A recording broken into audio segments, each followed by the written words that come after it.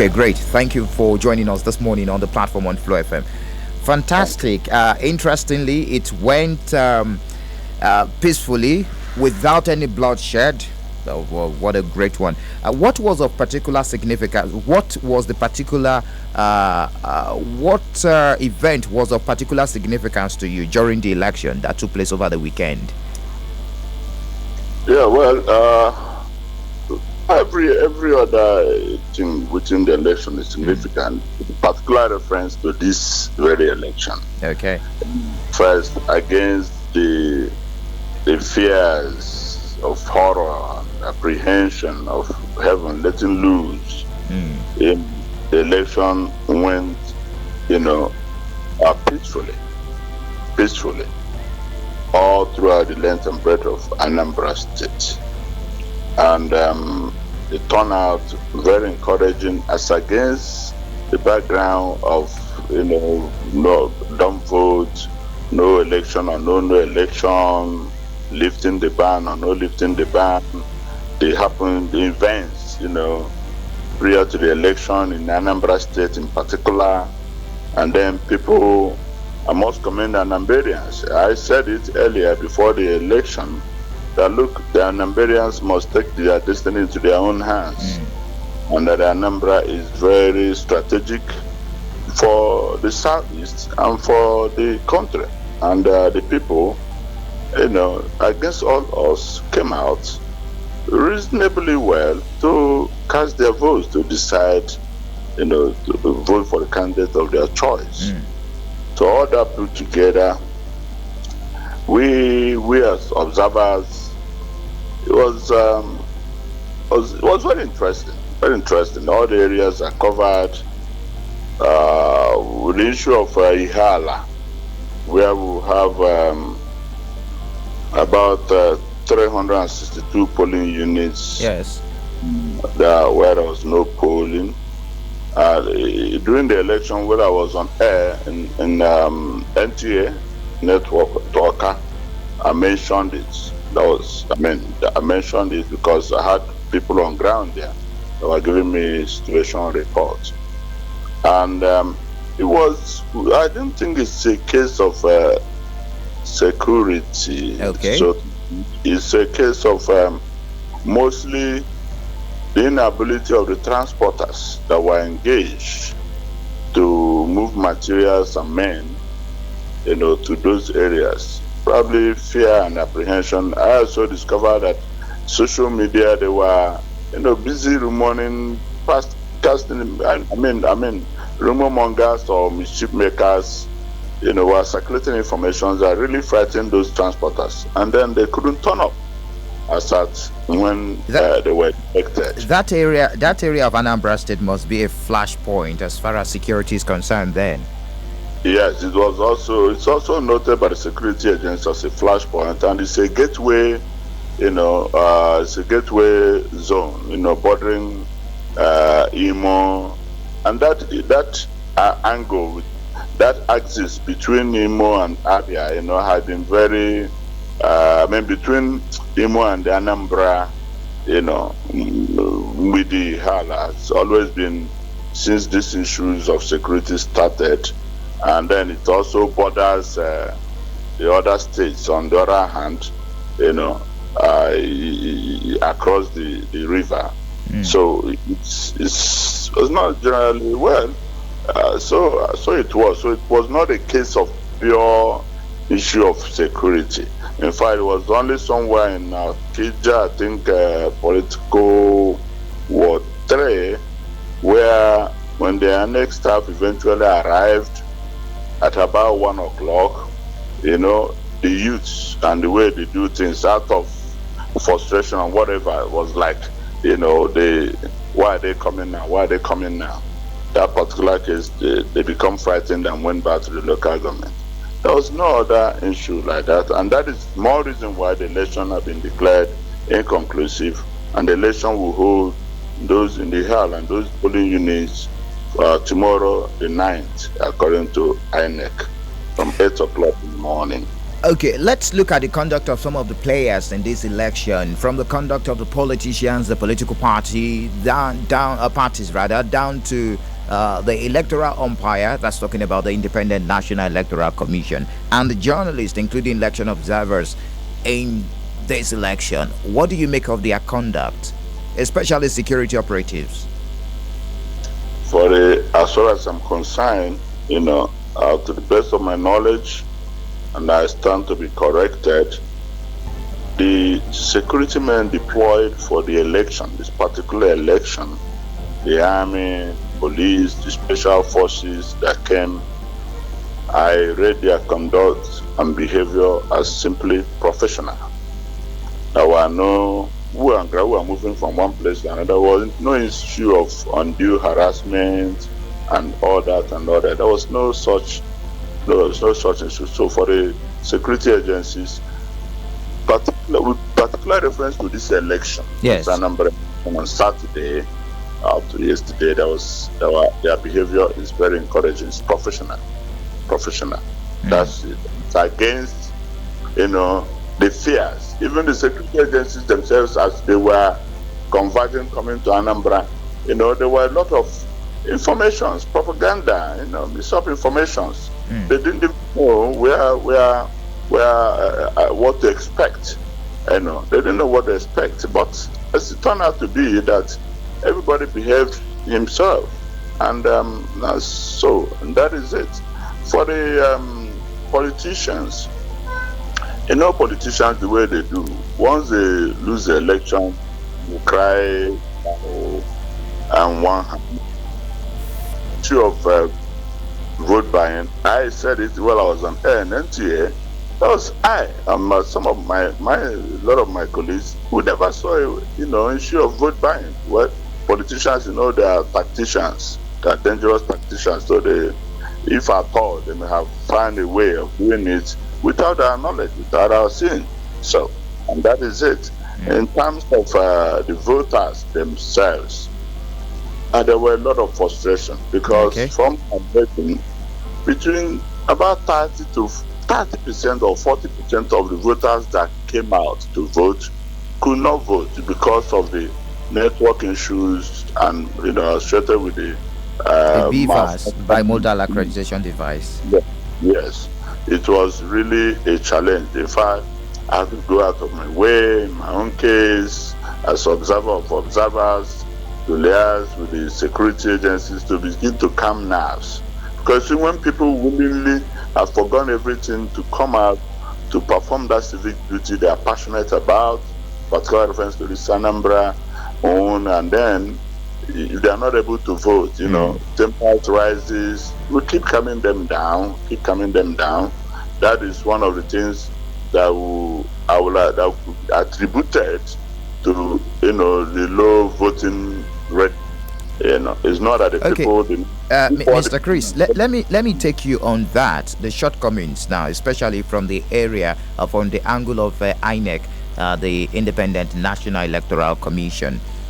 The issue of BVAS, which is actually meant to be an upgrade, a departure from the norm. And I think this is the first time we will be deploying such technology for the election right here in Nigeria. Bimodal accreditation device where fingerprint authentication is used and photo verification is also used. Now, questions have been asked. Look at the controversies that surrounded the Electoral Act, the point where transmission of election results electronically was a big question, and issues were raised at the National Assembly. Can we surrender our election to machines, looking at what you observed in Anambra? Yeah, you see, people, this issue, people have been talking about it. First, this device, this new tech, is an version of car reader. And it's an improved version of car reader. Okay. Well, from my experience of Saturday, it told me that INEC still have a lot of work to do. That's on one hand. And with particular reference to this Anambra election, which to the best of my knowledge is free, fair, and which is what everybody is clamoring for. The essence of these things is to minimize to the barest minimum the issues of the things that have to do with rigging. Now, in this, from the polling units, after voting, the results are sorted, counted, and announced, and then the original result sheet, pictured, through using the device and uploaded right there and then to the scene of everybody. Because so the question of people now adding figures from 1 to 1,000 is eliminated. On one hand, before then, when we were using the ordinary card reader, if it malfunctions, there was room for incident form. The incident form became another medium for rigging the election. So this new arrangement is designed to also eliminate the issue of incident form. And all that. So I think technology has come to stay. There's just no need debating it. All we need to do is to improve on it. INEC and their vendors must show genuine commitment and determination. Technology is available for it. Though some countries, for example in Germany is still a manual voting, with all the high tech, but these are civilizations that have come, that have endured. Our own case here is peculiar. Most of our politicians are not out to, for free and fair election. It's only that when they are rigged, they begin to cry foul.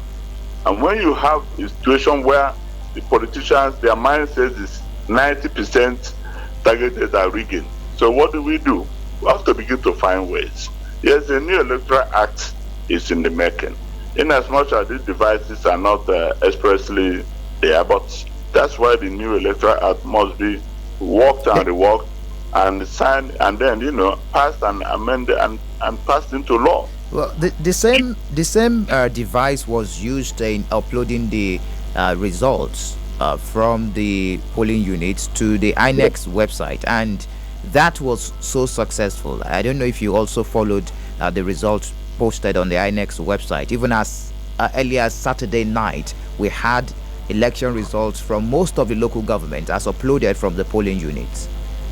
Yeah, the results, when they uploaded from the polling units, yes, they moved to collation centers. Okay. So whatever that have been moved, that have been listening to the polling units, and now moved to the collation center, probably the ward collation centers, is further then aggregated from the ward, from that particular collection center, and uploaded further. From there, from the ward collection centers, they now move to the local governments. Okay. And it is further aggregated and then further transmitted. So that's the first layer, the second layer, the third layer. Okay. Fantastic. Yes. Let's finally, just before I let you go this morning, some of the shortcomings that you've mentioned, the issue of vote buying. I thought we've passed this stage in our electioneering process in Nigeria, especially during election day. What were your observations, Mr. Chris? No, I didn't. I didn't see people. Some other observers, came out to say that they saw things like that. Yeah, of course. That's not what can be eliminated completely for now, unless we must have to be honest to these issues. It's still a possibility, but not to the best of my knowledge and my team. So it's not a factor.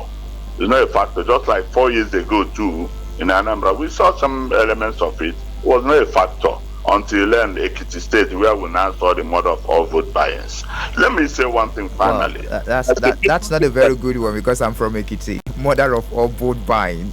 Don't bother about that. Yeah, these things are going to be. Most importantly, is that the voter education is almost at a zero level. In this election, we have a population where the nation's population is about 70% young people. There are a lot of people that are voting for the first time. people are voting for the first time. They've not gone through the process again. There's no voter education is almost at zero level. Another important thing is, well, the peculiarity of the Anambra because of the security challenges before the election is that the lack of skill on most of the INEC ad hoc staff in operating the machine. They need further education, further training. All the ad hoc staff that should be used for elections should be trained properly, not paper training, not just slogans and on the newspapers and television and radio stations. No. Then voter education should now devolve from the local government to the wards, even to the families, the churches, the market associations, the tile unions, all professional institutions, down to the village level, to the family level. There should be proper voter education, because you see, election, a credible election, is a determinant for every other thing that happens in any society. If we don't get the electoral process right, I bet you nothing else. Because it is through that process that you can have a credible leader that can deliver, or that can be held as accountable. Okay. So that's one major thing that I observed. Had challenges of people who doesn't know how to, everything is a misgrade. But above all, I commend the Anambarians. I commend all and sundry. And I thank God that this election has come and gone. It's a pace setter, where it is come. With the collected results, with those results collected so far, do you think it is the true reflection of what happened on the field? I mean, in the past we've had issues of manipulation during the collation process, and when we get to that level, people start complaining of not having the same results as recorded in the field. With what has been collated so far at the INEC headquarters in Oka, is that a true reflection of what happened on the field on Saturday? I bet you, who were there, to the best of my knowledge, out of the 19, out of the 20 documents so far released, ABGA candidate is leading in about 17 local governments, and 18 now. 18 of the 20. Yes. All right. So now the issue is this, that we saw what was on ground. So what was on ground. Another thing is this, that the party agents, most of the party, there were about 18 candidates for this. Oftentimes what we saw was just two party agents, ABGA, PDP, then sometimes ABGA, PDP, APC. So I don't know. But whatever it is, I believe strongly that whatever we are seeing is a reflection, a true reflection of what really transpired. Right. There were, to the extent that I saw and experienced and I observed, and in my capacity, it's a true reflection of the will on Anambarians. All right, fantastic. All right, Mr. Chris, thank you very much for joining us, and of course for sharing what you observed with us right here on the Flow of Cartoon State, Flow 94.9 FM. We do appreciate you. Thank you very much. All right.